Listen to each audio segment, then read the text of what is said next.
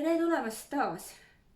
Mina olen Kristiina Trial sihtasutusest Kiusamisvaba Kool ja selle video teemaks on kiusamise eripärad kehalise kasvatuse kontekstis. Kehaline kasvatus oma õppeaine sisu poolest ja õppetöö keskkonna poolest on võrreldes kõigi teiste õppeainetega päris paljuski eripärane.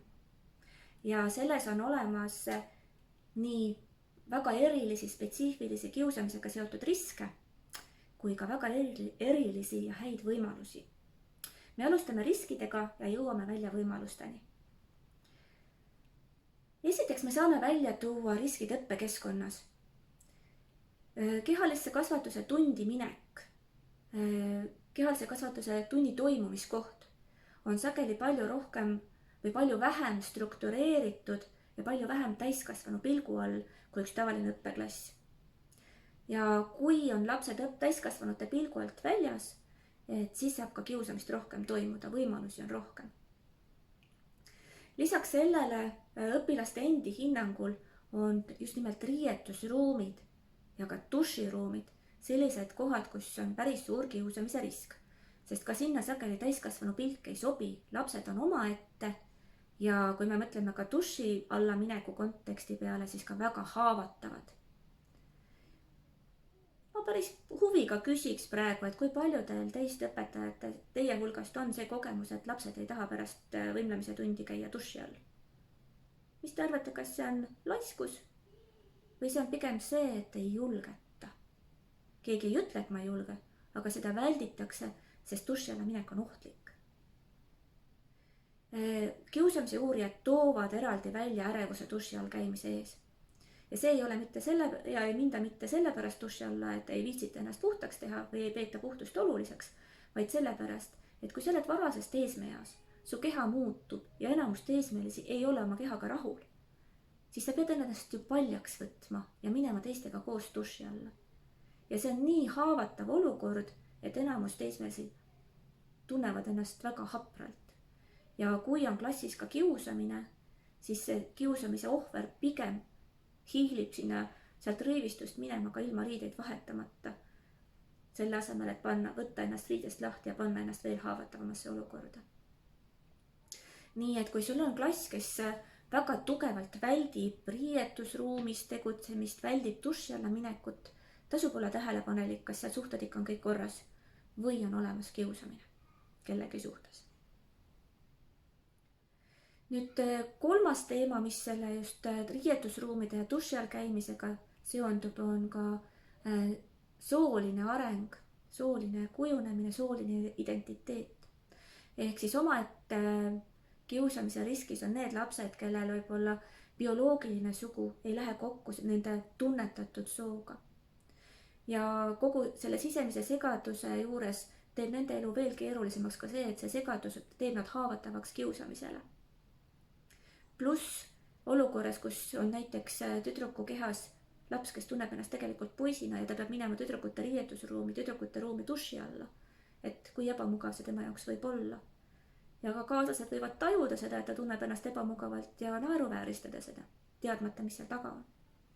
Nii et ka õpetaja teadlikkus sellest, et kui habras ja haavata võib olla lapse soolise identiteedi kujunemine, võib aidata meil paremini märgata ja mõista, kui klassis toimub kiusamine.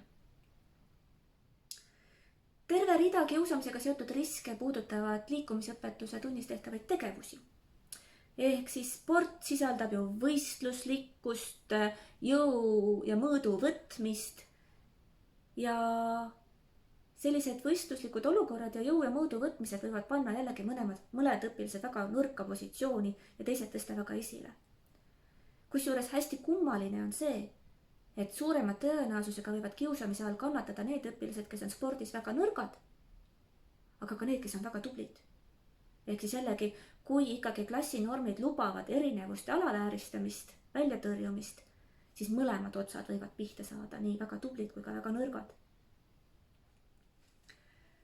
Ehk siis võistluslikkus soodustab nõrkuste ja hierarhia esile tulekut ja võib sellega valada õli tulle kiusamisele.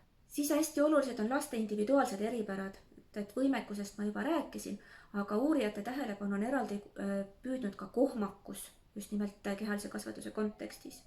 ehk siis need lapsed, kes kas tajuvad ennast kohmakamalt või nad ongi tegutsedes kohmakamad, satuvad suurema tõenäosusega kiusamise ohvriks. Nad on ise ebakindlamad, nende enesekindlus ja enesehinnang sportlikes tegevustes on madalam, mis võib viia ka tegevuste vältimiseni, aga nad ka kogevad seda, et teised annavad neile negatiivseid hinnanguid ja ei taha nendega koos tegutseda. Neid ei taheta tiimi. Nii et need lapsed vajavad eraldi tähelepanu ja tuge. Veel üks risk on nii-öelda varjatud õpiväljundid. Et kui me valime tunnitegevusi eesmärgil, et nad pakuvad lastele liikumiselamusi, õpetavad erinevaid liikumispädevuse komponente, annavad võimaluse ennast proovile panna, siis meil tasub alati vaadata, et milliseid sotsiaal-emotsionaalseid ja väärtushinnangulisi õpiväljundeid see tegevus ennast kannab. Et siinkohal võib olla kõige selline värvikam näide on rahvastepall. Et ilmselt ka teie mäletate mõne aja tagust diskussiooni ka Eesti meedias, kus tekkis osadel õpetajatel hirm, et kas nüüd keelatakse rahvastepall sootuks ära. Seda ei juhtugi ilmselt. Aga õpetaja peab väga teadlikult analüüsima, et mis väärtushinnangulisi ja suhtlusoskuste alaseid sõnumeid ta selle tegevusega annab. Kas selle mängulise tegevuse fookuses on teise suhtes agressiivne käitumine, tema pihta palli viskamine? Kas selle mängutegevuse käigus toimub välja tõrjumine? Ehk siis mängu osa on tõrjumine, me kinnistame ja brannime tõrjumist. Ja kuidas see mõjub erineva füüsilise arengu ja suutlikkusega lastele? Kas kõigi jaoks on see nii-öelda meeldiv ja arendav tegevus või osade jaoks on selline tegevus väga traumeeriv ja pigem paneb neid olukorda vältima? Mis kogemusi me õpilastele, mis sõnumeid me selle tegevusega anname nii-öelda ametliku õpiväljundi all? Et selles suhtes tasub nagu natukene rohkem laiemalt vaadata ja mõelda neid tegevusi, mida ma tundi plaanin. Siit hakkavad ka need võimalused. Ehk siis liikumisõpetusest võib saada väga oluline kaitse ja väga oluline ennetamise võimalus kiusamise vastu, kui esiteks, üks probleem, mis kipub olema, on see, et liikumisõpetuse õpetajad on muudest õpetajatest suhteliselt eraldi. Ja kui koolis on näiteks kasutamisel mingisugune kiusamise vähendamise programm, mingisugune oma kiusamise vähendamise kava, plaan, siis liikumisõpetajad kipuvad olema sellest kuidagi eemal. Nad ei pruugi sellega kursis olla, rääkimata siis aktiivsest kaasalöömisest. Ehk hästi tähtis on see, et ka kehalise kasvatuse õpetajad on kaasatud ülekoolilistesse kiusamise ennetamise tegevustesse, neil on oma panus ja ka nende täienduskoolitusega hoolitsetakse selle eest, et ka liikumisõpetuse õpetajatel on olemas vajalikud teadmised ja oskused, et kiusamist märgata ja ära hoida. Lisaks sellele on peidus terve suur võlumaailm ju liikumistegevustes endis. Ehk siis kui meil õnnestub leida sellised liikumistegevused, mis tõesti pakuvad väga erinevatele lastele võimalust ennast proovile panna turvaliselt, ilma hinnangu ja kriitika osaks saamata, annab võimaluse panna proovile iseennast lähtuvalt sellest, kus minu praegune tase on, siis sealt võib tulla päris palju võitu. Et kui me valime tegevused, mis pakuvad eduelamust, mis tõstavad lapse enesehinnangut, et siis me aitame suurendada sellist nii-öelda laste toimetuleku suutlikkust ehk säilenõtkust ja see võib olla väga oluline ressurssi ka lapse jaoks. Lisaks sellele, kui ma ise õpetajana kujundan igas tunnis austavaid ja koostöiseid suhteid, valin näiteks kas või rühmade moodustamiseks viise, kus ei ole juba eos sees kellegi väljajätmise tõrjumise võimalust.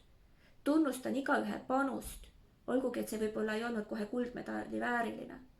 Aga just, et me väärtustame seda, et igaüks pingutab ja annab oma panuse ja aitab kaasa. Et see mitte ainult võidu tunnustamine, vaid igaühe pingutuse tunnustamine võib olla see oluline võti.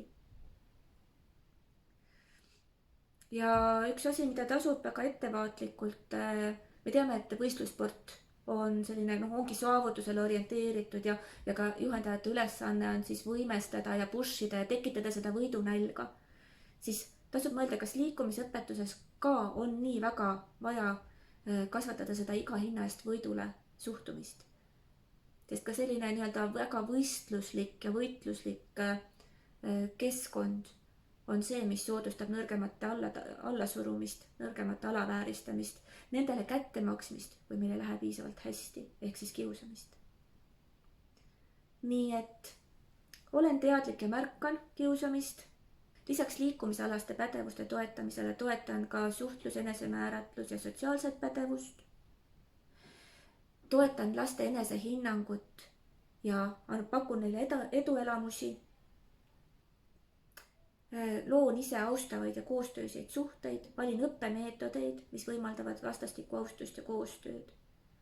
Ja kui vähegi võimalik, püüan vältida iga hinna eest võidule suhtumist. Tunnustan igaühe pingutust ja panust ja panen esikohale liikumisrõõmu. Et ma loodan, et te saite natukene julgustust, natukene mõtteid ja vaatate ka enda tunnikavasid sellise pilguga üle, et lisaks liikumispädevustele, mis on need nii-öelda varjatud pädevused ja varjatud sõnumid, mida minu valitud tegevused endas kannavad. Ja kui palju neis on tegelikult riski sellele, et kedagi koheldakse halvasti. Ja lõpetuseks tahan ma veel öelda seda, et igasugune tõhus kiusamise tõkestamine algab väga pikka aega enne, kui üldse kiusamine juhtuma hakkab. Ehk siis hästi oluline on teadlik, järjepidev, süstemaatiline ennetustöö ja kõigi õpetajate koostöös. Ja ka liikumisõpetuse õpetajatel on siin oma oluline panus anda. Nii et uuri lähemalt, mida teie koolis tehakse selleks, et kiusamist ennetada ja anna sellesse oma teadlik ja pühendunud panus. Sa saad lapsed, kes naudivad liikumisõpetuse tundi, kes naudivad iseendid ja kes tulevikus ei mõtle kehalisele kasvatusele tagasi külmavärinatega, vaid on saanud kaasa selle mõnutunde, et kui ma tegutsen, liigutan, spordin, siis see annab mulle hea tunde, mitte ei tekita hirmu selle ees, et kuidas keegi mind vaatab ja mida minust arvab. Aitäh teile ja palju jaksu teie imelise töö tegemisel!